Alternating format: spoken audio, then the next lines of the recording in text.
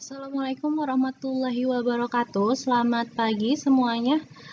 Baik, hari ini saya membahas kembali atau memperdalam kembali materi yang sudah saya sampaikan minggu lalu, yaitu tentang potensiometri. Namun untuk materi ini saya lebih membahas untuk teknis dan juga penggunaan aplikasi dari potensiometri itu sendiri. Baik, jadi ini merupakan salah satu contoh kasus di mana potensiometri ini dapat diaplikasikan, salah satunya untuk titrasi asam dan basa. Jadi titrasi asam basa ini contohnya apabila kalian ingin menetapkan suatu sampel yang memiliki sifat asam atau memiliki kandungan ion hidrogen di dalamnya.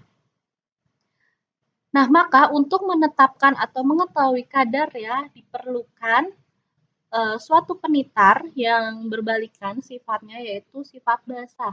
Dan tentu kita tahu bahwa dalam volumetri itu kita menghitung volume di mana terjadi titik ekuivalen antara analit dan juga penitarnya. Nah, titik ekuivalen ini yang sudah kalian pelajari selama ini dapat dilihat pada titik air titrasi dengan menggunakan indikator.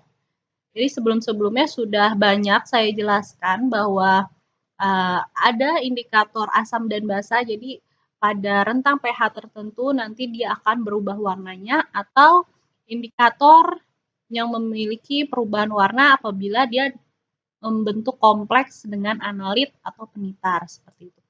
Jadi di sini alat yang dinamakan potensiometer ini dapat berfungsi sebagai penentu titik ekuivalen dari penetapan titrasi asam basa. Contohnya di sini. Jadi yang dibaca oleh alat potensiometer ini adalah pH. Di sini pH, kemudian nanti apabila kalian tambahkan sejumlah penitar dengan volume tertentu di sini, diteteskan sedikit demi sedikit ke dalam analit, kemudian nanti setelah itu di sini ada magnetic stirrer. Jadi magnetic stirrer ini terus berputar apabila nanti diteteskan, jadi fungsinya untuk menghomogenkan penitar yang jatuh dan kemudian masuk ke dalam analit di sini. Setelah itu,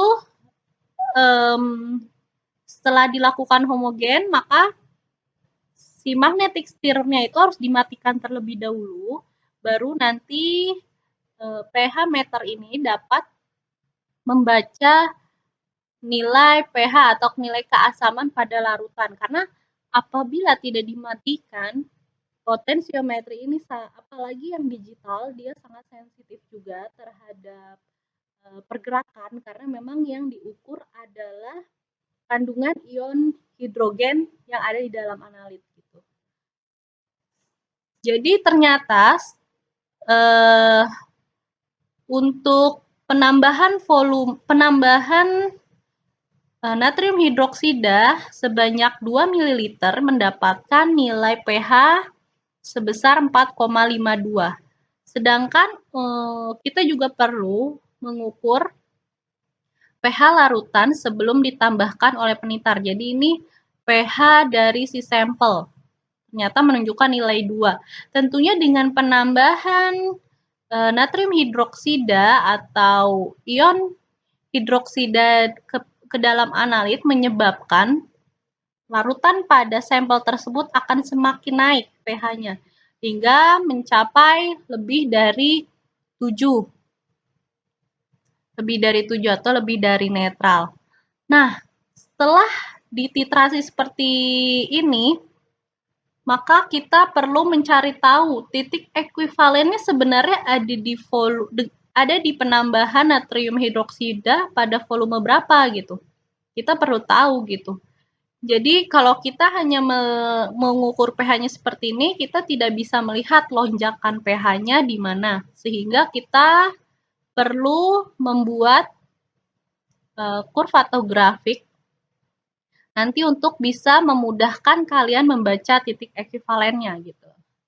Oh ya, sebelumnya penggunaan potensiometri ini ditujukan apabila sampel-sampel kalian itu sangat sensitif terhadap penambahan suatu reaktan indikator atau memang si larutannya ini tidak memiliki warna. Maksudnya apabila direaksikan dengan indikator, kan indikator itu spesifik. Ternyata tidak ada indikator yang bisa cocok dengan analit atau penitar kalian, sehingga bisa digunakan potensiometri ini. Atau alasan yang kedua, si sampel kalian sudah berwarna yang sangat pekat gitu, karena perubahan warna dengan menggunakan indikator nanti akan berbeda gitu, akan tidak terlihat jelas karena memang warna awal si sampel kalian sudah terlalu pekat gitu. Jadi fungsi dari penggunaan potensiometri itu seperti itu contohnya. Oke, kita lanjut. Setelah kalian mendapatkan pH dengan penambahan volume natrium hidroksida yang semakin banyak, tentunya pH-nya akan semakin naik karena semakin basah. Nah, data ini kita bisa olah lagi dengan mendapatkan nilai turunan pertama dan kedua untuk mendapatkan grafik nantinya. Tapi kalau kita menggunakan data ini saja, kita juga sudah bisa mendapatkan. Nah, di sini. Jadi hasil atau data titrasi kalian yang tadi hingga mendapatkan pH tertentu, kalian bikin kurvanya. Nah, di sini sumbu X-nya, sumbu Y-nya adalah pH, sumbu X-nya adalah volume dari natrium hidroksidanya. Ternyata setelah kalian tempatkan titik-titiknya, terbentuklah suatu kurva dengan bentuk seperti ini. Seperti huruf S ya, tapi terbalik. Bentuk huruf S ini, bagaimana kalian bisa menentukan titik akhir titrasinya gitu, karena di sini sulit karena kalau titik akhir titrasi itu terjadi apabila terjadi lonjakan pH secara tiba-tiba gitu. Gimana caranya? Caranya seperti ini. Jadi kalian buat, ini kan sudah terbentuk kurva S ini. Jadi kalian buat garis di bagian kanan dan kiri tegak lurus terhadap kurva tersebut. Jadi ini ditarik garis nih, titik-titik. Misalnya ini dari bawah titik-titik-titik di sini. Kemudian tarik garis tegak lurus ke atas.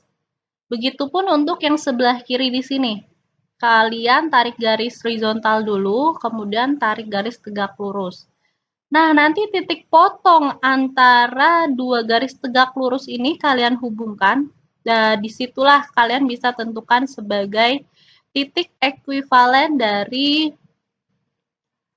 penitar dan juga sampel kalian. Nah, untuk lebih jelasnya bisa juga kalian melakukan perhitungan dengan penurunan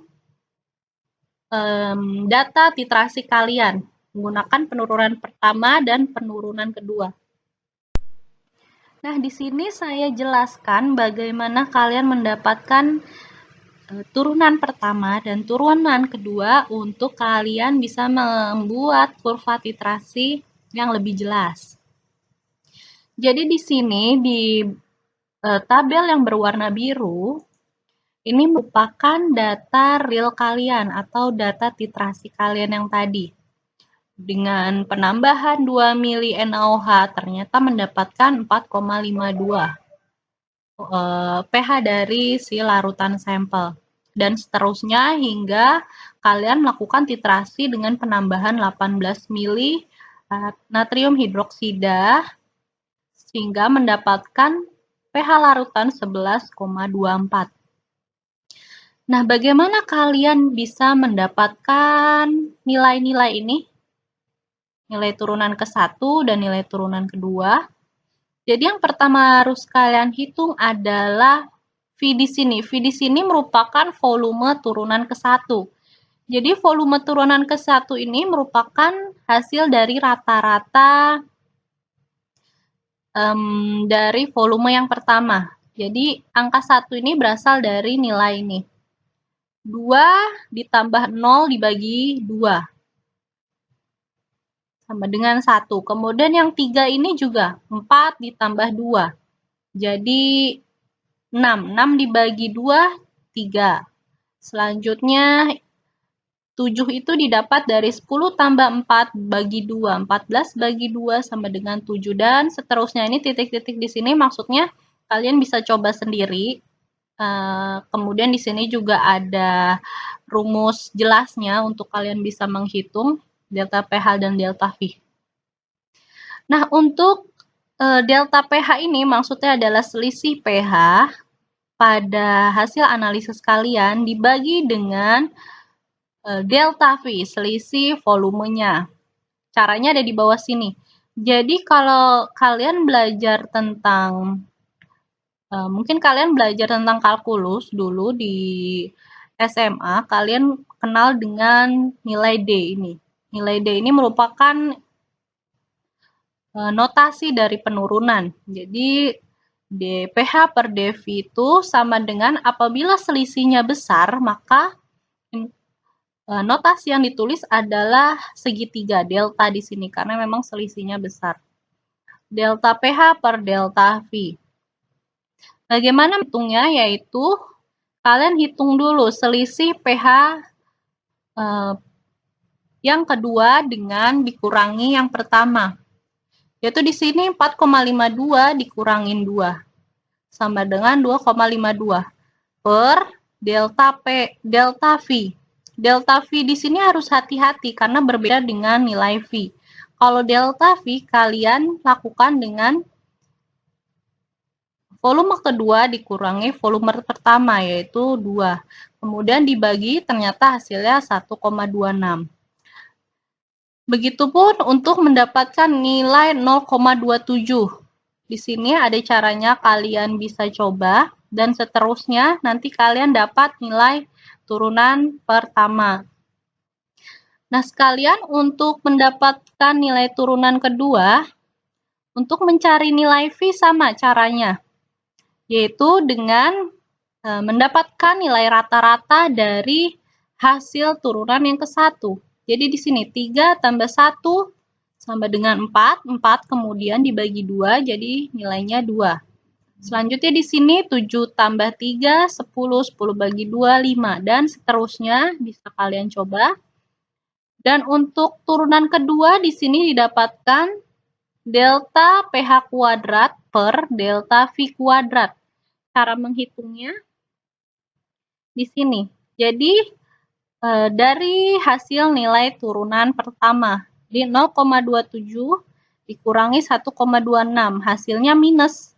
Tidak apa-apa. Jadi tidak di sini selisih jangan kalian mutlakkan karena memang nggak apa-apa, dia mendapatkan hasil nilai yang minus. Dan yang kedua, yaitu didapatkan dengan 0,133 dikurangi 0,27 per 7 dikurang 3, maka didapatlah minus 0,046. Dan seterusnya seperti itu sama. Kemudian nilai turunan pertama dan nilai turunan kedua ini untuk apa?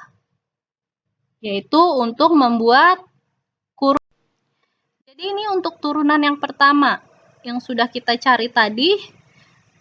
Ternyata setelah diplot di mana sumbu X-nya tetap yaitu volume di sini, tapi volume hasil turunan pertama ya, jangan pakai yang aslinya. Jadi sesuai data ini ternyata didapatkan bentuk grafik seperti ini. Satu puncak. Berbeda dengan tadi kurva titrasi dengan data realnya yaitu huruf S terbalik. Nah, untuk penurunan pertama ini lebih mudah karena kalian hanya menarik garis lurus dari puncak yang didapat untuk mendapatkan nilai titik ekuivalennya. Oke, ternyata di sini. Misalnya di sini mendapatkan titik ekuivalen sekitar 15,2 gitu. Ini titik ekuivalen atau titik setara antara penambahan penitar dengan si sampelnya. Nah, caranya seperti ini, ditarik garis lurus hingga bawah. Oke, nah untuk penurunan yang kedua selanjutnya, ternyata penurunan yang kedua memiliki bentuk seperti terputus. Itu karena memang di sini ada yang nilai minus dan juga nanti apabila diteruskan dia memungkinkan untuk mendapatkan nilai positif. Jadi di sini terdapat dua garis yang terputus. Nah, untuk mendapatkan TE-nya atau titik ekuivalensinya bagaimana? Kalian tarik garis lurus antara di sini garis yang ke arah positif dan ke arah negatif. Kalian tarik garis tegak lurus seperti gambar di bawah ini. Nanti menghasilkan nilai tegak lurus seperti ini. Oke, nah itu didapatkan nilai titik ekuivalen. Baik, jadi banyak macamnya titik untuk mendapatkan kurva titrasi dari hasil potensiometri. Hal ini berfungsi untuk kalian lebih mudah melihat titik ekuivalennya dibandingkan apabila kalian tidak melakukan penurunan atau dengan menggunakan data asli. Maka dilakukanlah penurunan pertama dan kedua. Walaupun penurunan pertama lebih jelas, tapi kalian perlu juga memastikan atau mengkonfirmasi apakah itu benar atau mendekati, maka kalian lakukanlah hingga turunan kedua. Oke, saya harap kalian bisa mengerti, kalian bisa coba di rumah bagaimana cara menghitungnya supaya terbiasa. Jadi memang fungsinya saya membahas ini karena mungkin suatu saat nanti kalian diminta untuk melakukan titrasi suatu sampel yang hanya diketahui sifatnya, misalnya hanya diketahui oh dia asam gitu, asam lemah atau asam kuat. Nah, tentunya nanti penitarnya kan bisa basah kuat atau basah lemah, tinggal disesuaikan jenis sampelnya. Nah, tidak semua literatur atau tidak semua referensi mencantumkan indikator yang bisa digunakan atau yang cocok digunakan, maka kalian bisa menggunakan metode potensiometri ini untuk mendapatkan titik ekuivalen yang benar-benar mendekati aslinya gitu, mendekati reaksi yang terjadi, reaksi sempurna yang terjadi. Baik, terima kasih atas perhatiannya, semoga bisa bermanfaat. Saya akhiri, wassalamualaikum warahmatullahi wabarakatuh.